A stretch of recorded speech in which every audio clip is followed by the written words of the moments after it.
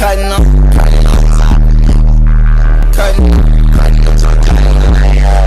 Cutting up.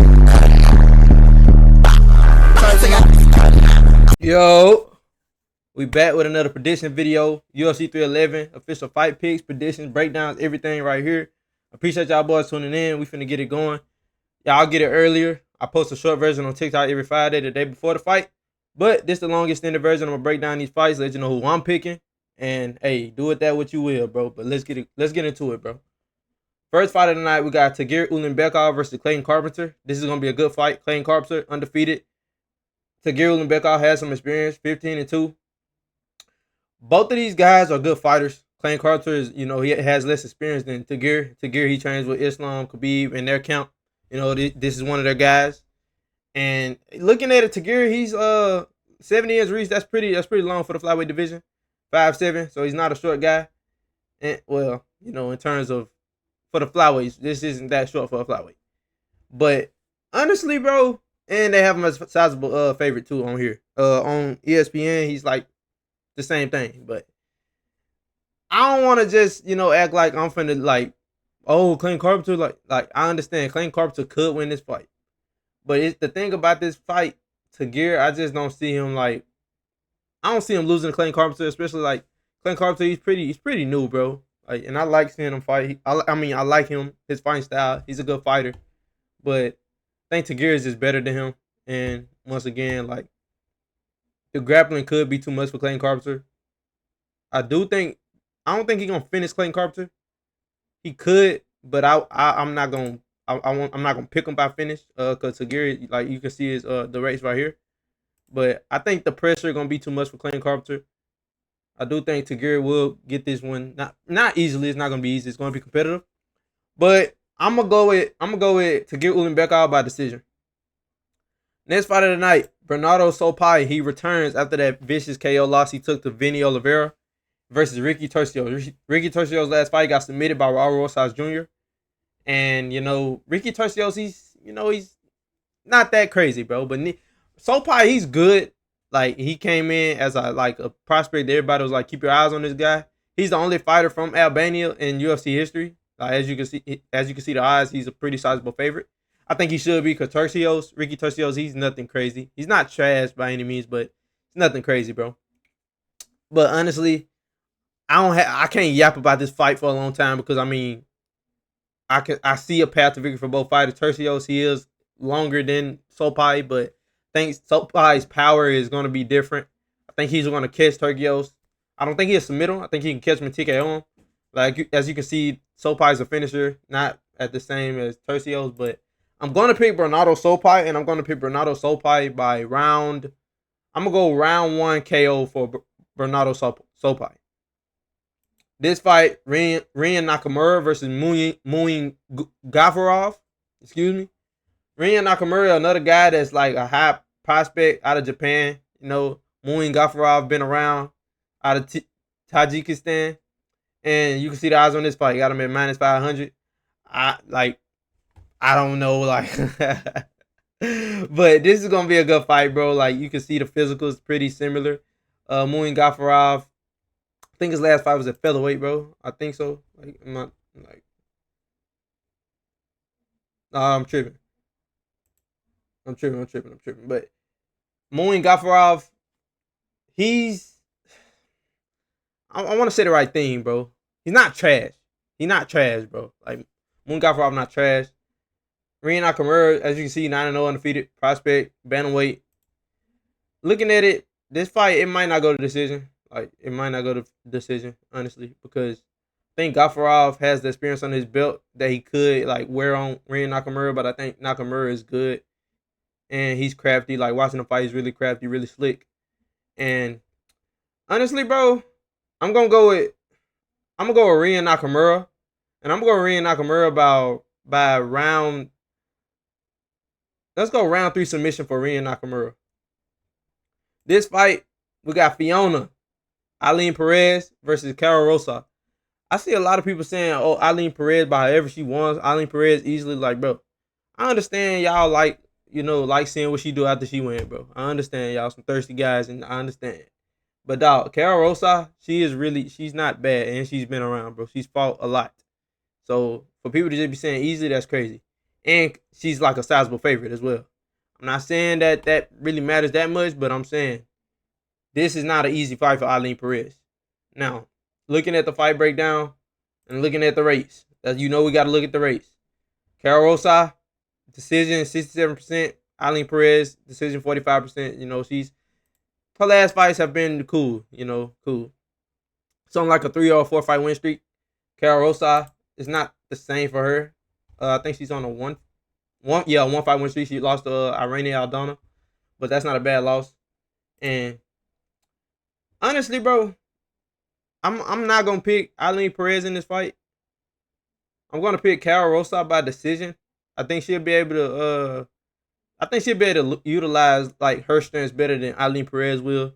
Because I know Eileen Perez specializes in, mostly with the grappling. But I don't think she will be able to just drag Carol Rosa down and submit her or, control her. I'm going to go with Carol Rosa by decision. This fight, it was supposed to be Zachary Reese versus Cedric Dumas. But Dumas pulled out. Now it's Zachary Reese versus Azamat Bekoev. Bekoev is a big, the favorite. He's a minus 220 favorite on ESPN. And the guy, we was talking about in Discord, he was a champion, former middleweight champ, and he's good, bro. So this isn't some just they brought in to try to fill a fight in. No, this guy has experience, bro. He has experience. Honestly, I was gonna roll with Zachary Reese against Cedric Dumas, but now looking at it, I think I'm gonna go with Azamat Bekoev because the experience, it could play a big factor, bro. Zachary Reese has how many UFC fights? 3 or 4? 3. He has 3 UFC fights. I know he finished his first 2 fights, then went to a decision with Medina, but he beat Medina bad. That fight wasn't close, but Azamat, his stuff ain't gonna be on here, but I think this is gonna play a big factor. For that reason, I don't think this fight can go to decision though, but I'm gonna go with Azamat Bekoev by round. I'm gonna go around 2 TKO, bro. Now, as we move up to from the early prelims to the regular prelims, Grant Dawson, KGD, versus Diego Ferreira. And this fight, make no mistake about this fight, bro. Diego Ferreira is tough as nails. He's coming off a big win that people wrote him off in. And Grant Dawson, that knockout loss, he took the Bobby Green and set him back a little bit, but he's so talented, bro. You can literally look at his record. You can look at his race and everything, bro. Grant Dawson, he's the truth. Also, he's on a 2-3 fight win streak since that loss. And he's a sizable favorite. As much as I like Diego Ferreira, I don't think he'll beat Grant Dawson. I think Grant Dawson's just better really everywhere, to be honest. I think he's better everywhere. So, in this, I'm going to go with Grant Dawson by round 2 submission over Diego Ferreira. Next fight, Bogdan Guskov. Hold on just a second. It won't pull it down, but Bogdan Guskov versus Billy Elikana. Elikana is he isn't the favorite. It's just glitched out. But Guskov, he's coming off a knockout win. Elikana, he has 7 or 8 fights. So he's not, that mature in his MMA career. But honestly, bro, I can't yap about this fight. I'm just gonna be oh, Billy Elikana, he could knock him out. I'm not gonna lie, Billy Elikana could knock him out. But realistically, bro, I think Bogdan Guskov will get the job done. I'm gonna go with Bogdan Guskov by round. I'm gonna go round 1 TKO for Bogdan Guskov. Next fight. This fight is so intriguing to me, bro. I love these fights. Jailton Almeida versus Sergey Spivak. I don't even have to talk about Jailton Almeida rates, bro. He has 1 decision, bro. He doesn't go to decision a lot. His only decision is Derek Lewis. Think about that. I know that was bad performance, but it really wasn't because he dominated the whole fight. But Sergey Spivak, he's tough, bro. This isn't just some fat, unathletic heavyweight, bro. He's actually skilled. Jailton Almeida, though, I think this is a grappler's delight. But the thing about it, I know Sergey Spivak has better striking, but Almeida, I think he's the better grappler. And as we look at it, both of these fighters, they aren't used to going to decisions. Spivak's coming off a round 1 submission, I believe, against Marcin Tybura in the main event. And, you know, he looks good, bro. He's trying to climb the ladder. Jailton Almeida is coming off a submission win as well. So, this is a great fight. And as you see the odds, Almeida's a minus 525 favorite. Like, now, I think that's kind of crazy considering, like, I know Almeida's really good, but minus 525 favorite is kind of crazy because Spivak is talented. But Almeida, I think he's better than him everywhere besides striking. So, I'm going to go with Jailton Almeida. And I'm going to go with Jailton Almeida by round 2 submission. Next fight, we got the guy himself, Payne Talbot versus Raoni Barcelos. I'm not finna even like yap about this fight, bro.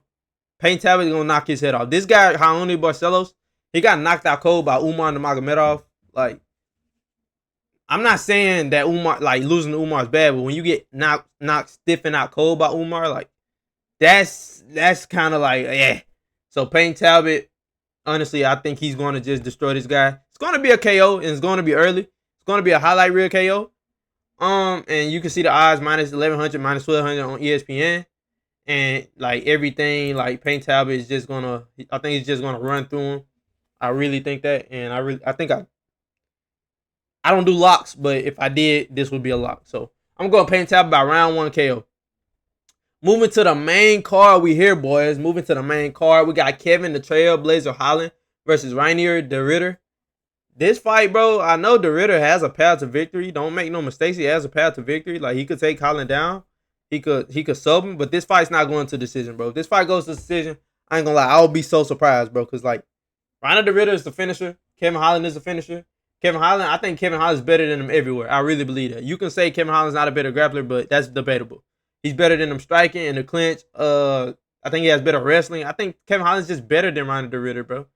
Now, the better fighter doesn't always win every time. You know, majority of the time they do. But in this fight, bro, I'm backing Kevin Holland heavily. I think he's going to go in there. I think he's going to show levels. I'm picking Kevin Holland by round. I'm going to go to round 3 TKO for Kevin Holland. You know, he's been talking about getting the fans what they want. But if he has the opportunity to knock Rainier de Ridder out, best believe he's going to go for it. But give me Kevin Holland by round 3 TKO.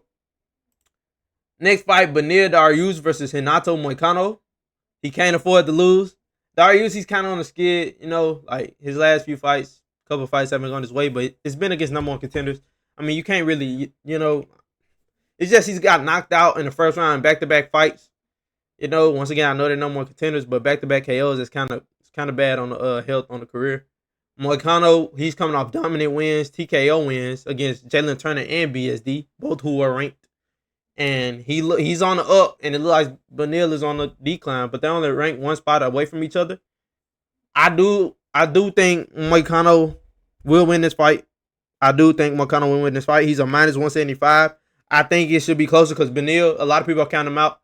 Moicano's not gonna knock Beneil out, bro. If he does, that's craziest thing I ever, bro. Because Moicano has a good jab. He has pop, but he doesn't have power where he can just put you out cold or just put you down. He can put you down with pop, but with power, his power isn't that crazy. But Beneil, he has power. He has great grappling. The grappling exchanges in this fight are probably going to be insane. And I do believe Beneil is a better striker. But like I said, I think Moicano is just on a different level right now. He looks good. He looks like he's improving. And he's 35 or 36. I think 35. But I'm going to go with Renato Moicano by decision in this fight. I do believe he could finish Beneil, but Beneil, he's not going to hold Beneil down and take him. I don't see that happening. Most of the times to beat Beneil, you got to like knock him out because Beneil is just that good, like skill-wise. And in his fight, Moicano isn't just a threat to just put him out. So I'm going to go with Moicano by decision in this fight. Next fight. Oh, my goodness. Oh, my goodness. Make no mistakes about this fight, bro. Yuri Prochazka versus Jamal Hill. Yuri Prochazka versus... Oh, my goodness. Any Yuri fight is a banger. Yuri has like 2 decisions on his whole resume, bro. Like, you can look at a 3% decision. I think it's 1. Maybe 2. But, and you can look, bro. Like, their fights are crazy, bro. Jamal Hill hits like a truck. Yuri hits like a truck. They both hit like a truck. This fight is long overdue. It should have been happened.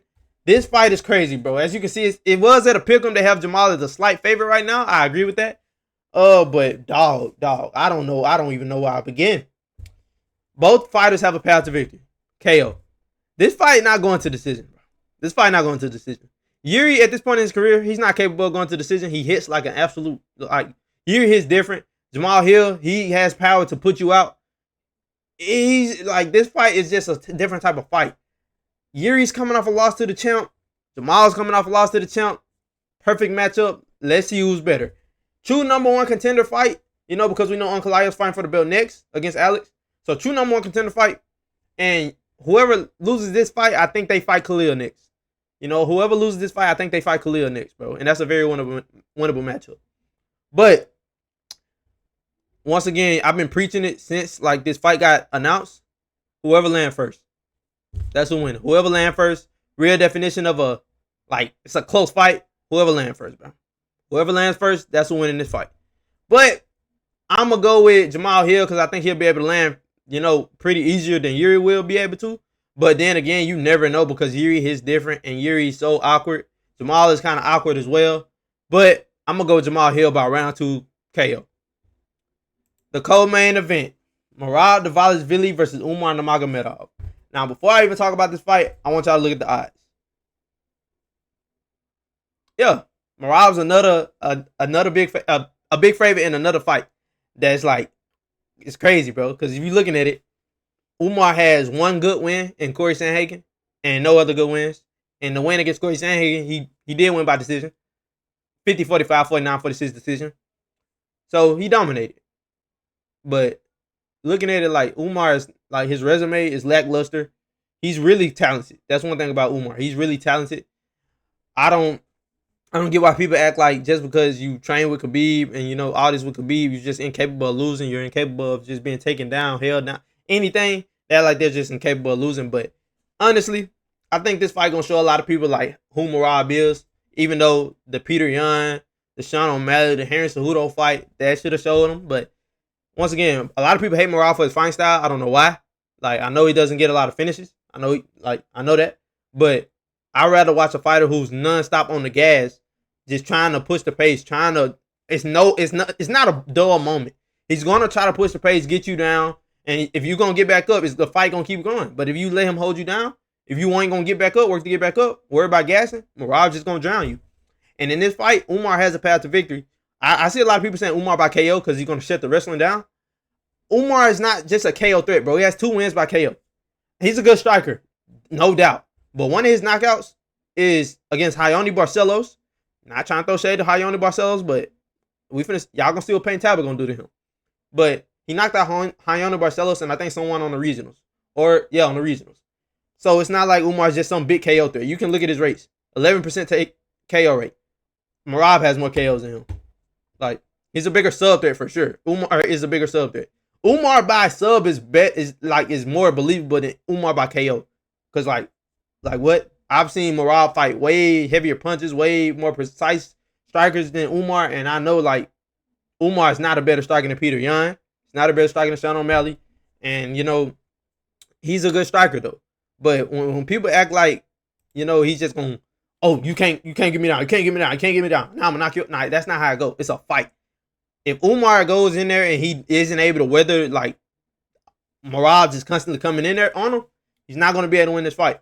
Now, I do think this fight is going to decision. I do think that Umar is more likely to submit Merab than knock him out. But the thing about Merab, I think somebody like him, you got to put him away. So he's going to have to finish Merab, bro. I don't think he's going to beat Merab by decision. Because beating Merab by decision, like every round is going to be a high-paced round. So you have to win the rounds to beat Merab. You got to win at least 3 rounds to beat Merab. So Corey Sandhagen didn't push a crazy pace, but Merab is going to push an insane pace. I've seen Umar breathing heavy in 3-round fights, just like that fight when he got dropped by Begzat Almakhan, and I was like, he got dropped by a flyweight. But anything happens, anybody can land a punch. But he was breathing hard at the end of that fight. He didn't finish that guy either. But in this fight, I'm going Merab. I think Merab gonna drown him, bro. I think Merab gonna push a pace Umar hasn't been able to see in the training room, hasn't been able to see in the cage, because in the cage is way different from training. You can train how you want to, but as soon as you step in that cage, it's a whole different ball game. I think Merab is just on a different level right now. Umar is still young. He has time. I think he'll come back. But give me Merab by decision. In the main event, Islam Makhachev versus Arman Tsarukyan. This fight is going to be probably the most high-level fight we see all year, bro. And there's going to be some crazy fights we see this year. Islam, pound for pound, do I even have to talk about Islam, bro? He's just a different type of animal right now. He looks different. Like, he's getting better as well. He's 33 now. Arman's like 28, 29. And bro, like Arman, he looks good. Coming off a big win against Charles Oliveira, true #1 contender. And honestly, bro, this fight is gonna be crazy, bro. As you can see, Arman has the reach advantage. Seeing a lot of people saying Islam's a better striker. I do believe he is. And he's gonna like knock out Arman. I don't think he's gonna knock out Arman. Call me crazy, bro. Call me crazy, but I think Arman is more likely to knock Islam out than Islam is to knock him out. Because Islam has power, but it doesn't have that power where he's just gonna stiffen you. Arman stiffened Beneil Dariush. Now I know Beneil's been knocked out before that fight, but dog, when you can like, and I know Islam had a KO where he knocked somebody like slap out, he knocked T-Bow out, but Arman is a different type of animal, bro. This fight is gonna be so intriguing, and Arman's also 5'7", like so he's a short lightweight, and he's the same height as Ilia Topuria, bro.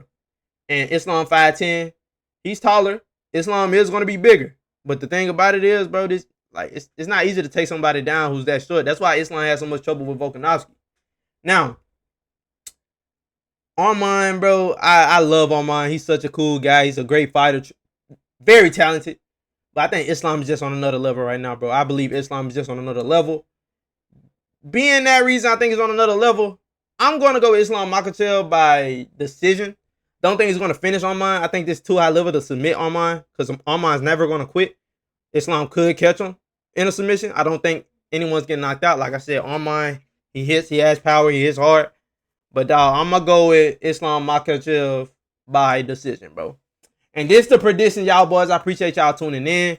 We're going to do a watch party in the Discord on Saturday for the fights. For the people who can't watch the fights. I'm going to try to do it. I don't know if it'll let me, but usually it do good, but I'm going to keep y'all posted on that in the Discord. If you ain't in the Discord, join it if you haven't. So I appreciate y'all boys tuning in, man. And we're going to keep this going, bro. I appreciate y'all just rocking with me. We're going to stay on TikTok with it. We're going to stay everywhere with it. Twitch, we coming. And I love y'all. I'll talk to y'all boys today. And y'all see y'all later, man.